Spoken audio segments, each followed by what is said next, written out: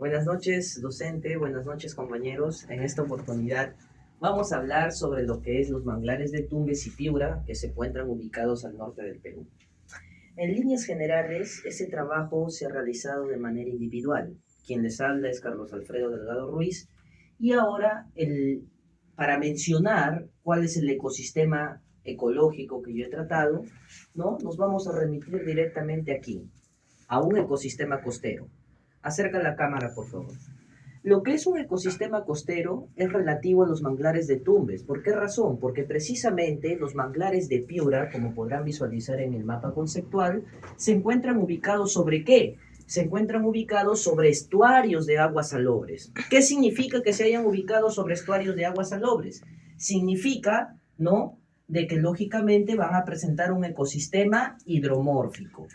Al presentar un ecosistema hidromórfico, ¿no es cierto?, tenemos que tener en cuenta cuál es el objetivo por el cual yo he escogido precisamente los manglares de Tumbes y Piura, ubicados al norte del Perú, como objeto de estudio.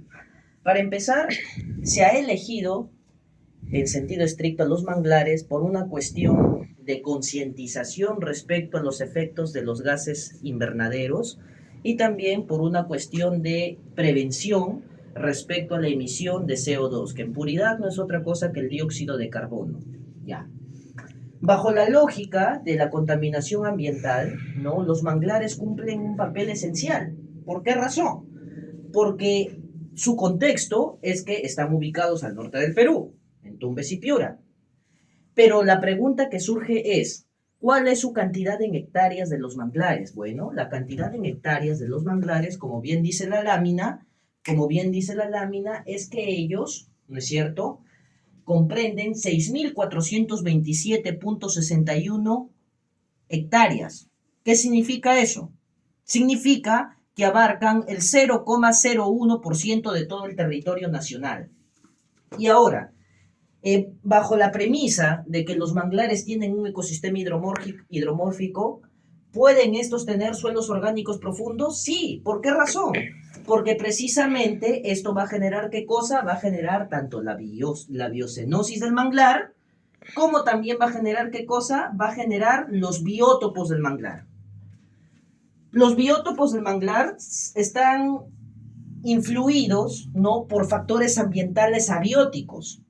¿En qué sentido? En el sentido de que estos factores ambientales abióticos son precisamente la existencia en el manglar de bosques densos y de que también de bosques semidensos.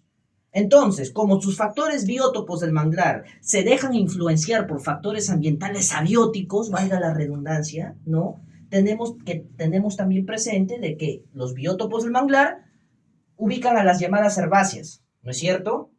Y en cuanto a la biocenosis del manglar, tenemos como factores ambientales abióticos propios de esta, tenemos que hay 148 especies de aves en el manglar, 10 especies de mamíferos en el manglar, 6 tipos de reptiles en el manglar, 24 especies de conchas, entre ellas las conchas de abanico y las conchas negras, y 105 especies de aves. Pero eso no acaba ahí.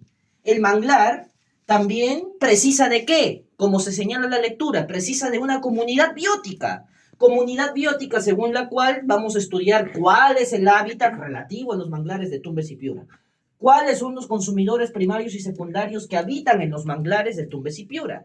Que precisamente los consumidores primarios son estos, las 148 especies de aves, las 10 de mamíferos, los 6 de reptiles, las 105 de peces y las 24 de conchas. Y los consumidores secundarios ya serían los grandes depredadores del manglar, como el zorro de los manglares, como el cocodrilo de agua salada de los manglares, entre otros depredadores.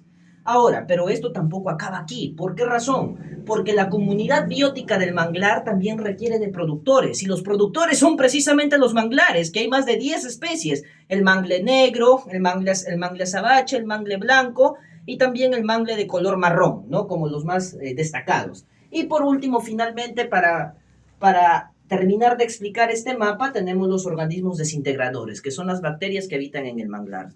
Ejemplo de ellas, las diversas clases de Escherichia coli, diversas especies de pseudomonas, amebas, protozoarios, en fin. Ahora, en cuanto al desarrollo, ¿no?, de la sesión del manglar, como último contenido, Debemos señalar que aquí hay recursos naturales, que es precisamente la madera, la cual se convierte en carbón. Tenemos también una población presente que se dedica a estas actividades extractivas, que por cierto son actividades económicas, sin contar, claro está, de que también hay actividades de conservación y turismo relativas a la protección del manglar. Y por último, para concluir, debo señalar dos ideas principales. La primera es que el manglar permite una reducción sistemática de los niveles de dióxido de carbono, no solamente en el norte del Perú, sino en todo el país. Habida cuenta. ¿Por qué razón? Porque precisamente esto nos deriva a la otra idea principal. ¿Cuál es? Que precisamente los manglares buscan la preservación de la vida a largo plazo. Habida cuenta que el artículo 77 de la Constitución establece la vigencia de un derecho a un medio ambiente sano. Y bajo esa lógica constitucional es que yo he elegido el tema de los manglares como objeto jurídico de protección del mismo. En este caso, propio y perteneciente al derecho ambiental. Esa sería mi conclusión. Gracias.